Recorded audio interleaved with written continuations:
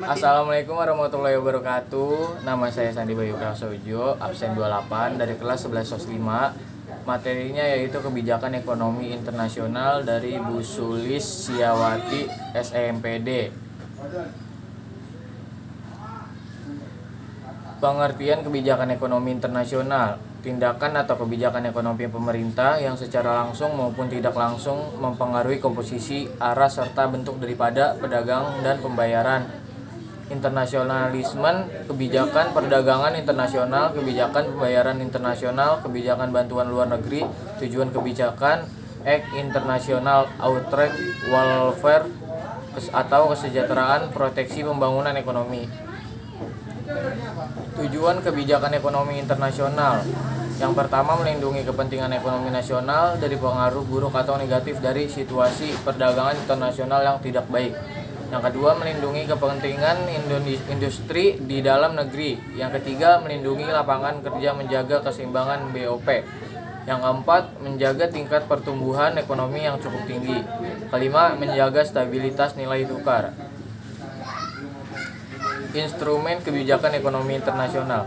Kebijakan perdagangan internasional mencakup tindakan pemerintah terhadap rekening yang sedang berjalan atau current account pada neraca pembayaran internasional atau WUP, khususnya tentang ekspor dan impor barang dan jasa. Kebijakan pembayaran internasional meliputi tindakan atau kebijakan pemerintah terhadap rekening modal atau capital account dalam neraca pembayaran internasional atau BOP yang berupa pengawasan terhadap pembayaran internasional.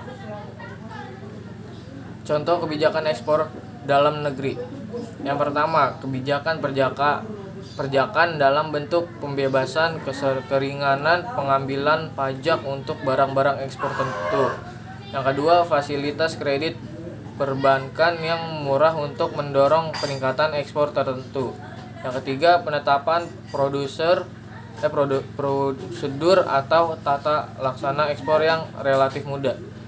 Keempat, pemberian subsidi ekspor, pembentukan asosiasi eksportir.